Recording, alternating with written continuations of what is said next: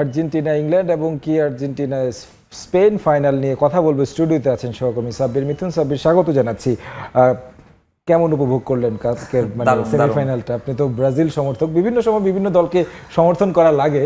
হ্যাঁ, ব্রাজিল সমর্থক কিংবা পর্তুগাল সমর্থকদের জন্য আসলে একটা কঠিন টুর্নামেন্ট, এবং দিন শেষে যে দুই ফাইনালিস্টকে আমরা দেখছি, অর্থাৎ 46-48 দলের যে টুর্নামেন্টটা শুরু হয়েছিল, সেখান থেকে 46 দলের বিদায়ের পরে মাত্র দুটো টিম রয়েছে, স্পেন এবং আর্জেন্টিনা। হয়তো অনেকের প্রেডিকশন মিলে গেছে, কিন্তু আসলে বিশ্বকাপের আমেজটা কিন্তু অনেক বেড়ে গেছে। এবং আমি যদি বলি যে আর্জেন্টাইন ফ্যানদের জন্য কিন্তু আসলে হারানোর কিছু নেই, কারণ স্পেন বা বার্সেলোনা যে লিঙ্ক আপ রয়েছে, সেখান থেকে কিন্তু আর্জেন্টিনা কিংবা লামিন ইয়ামাল দৈরথটা অনেকটাই নিজেদের মাঝে, রাইট।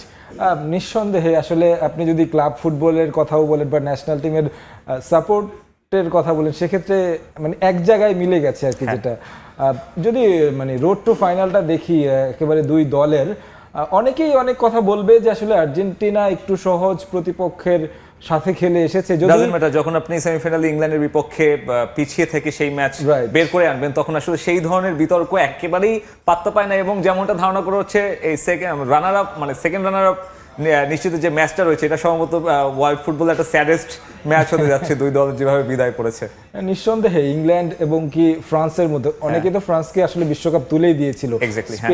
স্পেন যেভাবে আসলে একেবারে আটকে দিয়েছে বলতে কি, মানে ওই ফ্রান্সকে আমরা আসলে পুরো টুর্নামেন্টে যেভাবে দেখেছি সেটা আসলে দেখিনি, যে স্পেনের বিপক্ষে যেভাবে।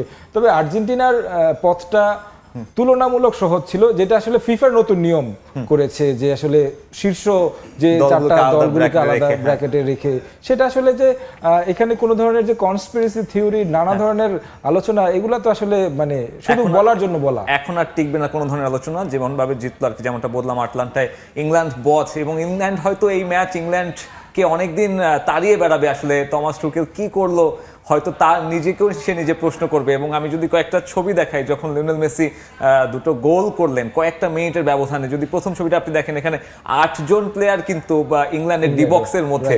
এবং যদি স্ট্যাট ওয়াইজ বিবেচনা করেন, গর্ডনের গোলের পর থেকে লওতারো মার্টিনেজের উইনিং গোল, এর মাঝে কিন্তু মাত্র 18% সময় বল ছিল ইংল্যান্ডের দখলে। অর্থাৎ সেই এক গোলের লিড নিয়ে ফাইনালে যাওয়ার প্রচন্ড চেষ্টা করেছিল থ্রি লায়ন্স, কিন্তু শেষ পর্যন্ত মেসি ম্যাজিকে আসলে কিছুই হলো না। এবং পরবর্তী ছবি দেখাতে যাচ্ছি, সেটা মেসির যদি আপনি অ্যাসিস্টের পয়েন্টটা দেখেন, সেখানেও কিন্তু আসলে দুইজন আলাদা প্লেয়ার তাকে ডিফেন্ড করার চেষ্টা করেছেন, কিন্তু লিওনেল মেসি শেষ সময় পর্যন্ত কন্টিনিউয়াসলি যেভাবে ক্রস ক্রিয়েট করে গিয়েছে, তাতে আসলে আর্জেন্টিনা 3-1 4-1-এও যদি জিতে যেত, সেটা আসলে খুব অবাক করার থাকতো না। আর্জেন্টিনা আসলে যখন মানে সেকেন্ড হাফে গোল কনসিড করার পরে যখন তাদের প্ল্যানে চেঞ্জ করলো, লাউতারোকে মাঠে নামালো, ডিপলকে মাঠে নামালো, সেই জায়গায় আসলে টুখেল কি সেই তার পরিকল্পনায় কি চেঞ্জ এনেছে? তিনি আমরা দেখলাম যে যেভাবে আসলে মানে লিড নেওয়ার পরে ডিফেন্সকে আসলে শক্ত করলো, ওই ধারায় রয়েছে। যখন ক্রসগুলো বারবার আসছিল, মানে আর্জেন্টিনা ওই এর আগে যেভাবে কামব্যাক করেছিল, মানে একদম এরিয়াল খেলে সেই প্ল্যানে চলে গেল, একেবারে ওই প্ল্যানে চলে গেল। ওই প্ল্যানটাকে আসলে ব্রেক করার জন্য টুখেল যে পরিকল্পনা নেয়ার দরকার ছিল, সেটা তো তিনি মনে হয় নেয়নি। এবং কি তাকে এর জন্য ব্যাপক সমালোচনা করা হচ্ছে। তিনিও আবার এটার কড়া জবাব দিয়েছেন। তিনি কিছুটা আমার কাছে মনে হয় যে হাস্যরসাত্মকভাবেই কথা বলতে পছন্দ করেন। তিনি যেটা আসলে বললেন যে এখানে আসলে অনেক কোচ বের হয়ে যাবে, সেটার পরিমাণ কোটি মানে লক্ষ কোটি হয়ে যাবে, যে যারা আসলে আমার ভুল ধরতে বসে থাকবে এই ম্যাচ হারার পরে।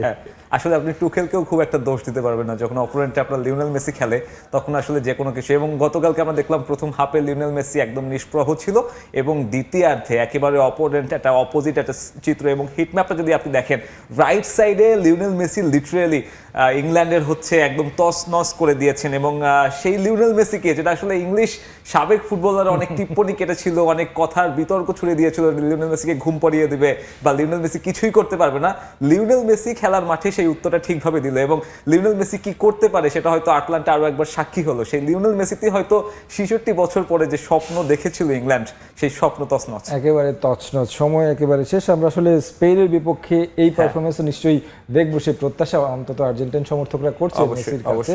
আপনারাও নিশ্চয়ই খেলাটা দেখবেন, উপভোগ করবেন লিওনেল মেসির পারফরমেন্স। অসংখ্য ধন্যবাদ। ধন্যবাদ আপনাকেও।